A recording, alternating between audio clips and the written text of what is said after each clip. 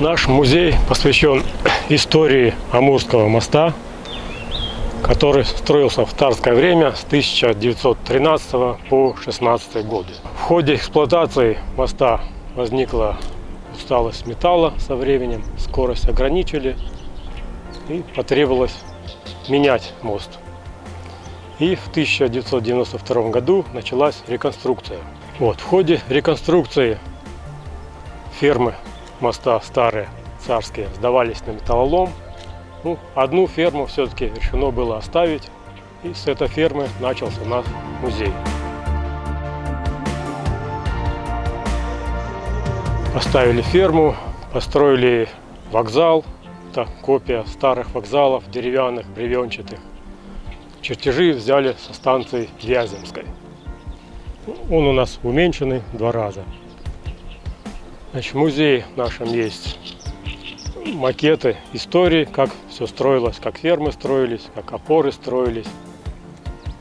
Подвижной состав есть: паровозы, тепловозы, вагоны, электровоз есть, снегоочиститель есть с Сахалина и узкоколейная другая техника.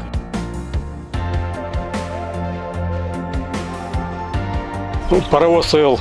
Послевоенная разработка, одна из самых последних разработок паровозов. И это оптимальное сочетание веса самого паровоза и мощности. Проектировался как грузовой паровоз, но так как скорость у него была 80 км в час, при нехватке пассажирских паровозов ставили этот паровоз, водил также пассажирские поезда. Автомотриса СА-1. Автомотриса – это вагоны с обычным мотором от машины, имеющие механическую передачу. В ней так же, как и в машине обычной, переключатель такой же скоростей. Первоначально на ней ездил маршал Блюхер. И во время конфликта на КВЖД он ее использовал. Вагон купейный построен в 1934 году. Конструкция полностью деревянная. Имеется туалет с душем. Паровоз ЕА разрабатывался русскими инженерами для постройки на американских заводах. Разрабатывался он еще до революции. Но почему так получилось? Дело в том, что в царской России не хватало паровозостроительных мощностей. Поэтому решили заказать у американцев. Чертежи разрабатывались по требованию американцев, все размеры указывались в целых дюймах. Паровозы поставлялись с 1915 по 1917 годы. Везли на пароходах, но так как во время путешествия влажный морской воздух воздействовал на детали, то они немножко приходили в негодность, и паровозы поначалу были немножко ненадежны, были случаи даже взрывов. Затем к этой идее постройки на американских заводах вернулись во время войны, так как большая часть паровозов советских оказалась в оккупации. Поэтому достали старые чертежи и вновь заказали. Тот имеющийся у нас ЕА паровоз постройки 1944 года. Старый мост, названный в честь цесаревича Алексея, строился с 1913 по 1916 годы. Саму ферму разработал Лавр Дмитриевич Проскуряков. Отличительная особенность фермы, то, что она получилась воздушной, ажурной.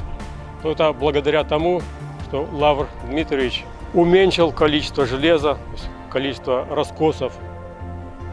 Масса получилась на 20% меньше, но прочность при этом, наоборот, возросла, причем на 40%. В этом был гений Лавра Дмитриевича, за что он получил золотую медаль на выставке в Париже в 1900 году. Длина фермы 127 метров, масса поначалу была 990 тонн. Это когда настил был деревянным для пропуска конных войск. Затем настил поменяли на железный. для пропуска танков, и масса возросла до 1150 тонн. Собиралось здесь на месте. Вот у нас остров на Амуре. На него доставляли железо. Железо доставляли из Днепропетровска и из Варшавы. В то время Польша была часть Российской империи. Железо из заводов везли в Одессу, перегружали там на пароходы и вокруг света доставляли в Владивосток. С Владивостока до Хабаровска была уже построена Уссурийская железная дорога. Ну и сами фермы собирались здесь на месте, на острове. Новый мост лежит на старых опорах. Дело в том, что старый мост был однопутный, новый двухпутный. Это практически два моста вместе. Чтобы построить вторую часть моста, старые опоры разбирали, разбирали только ледорезную часть, на ней надстраивали новые опоры. Снизу все осталось царским.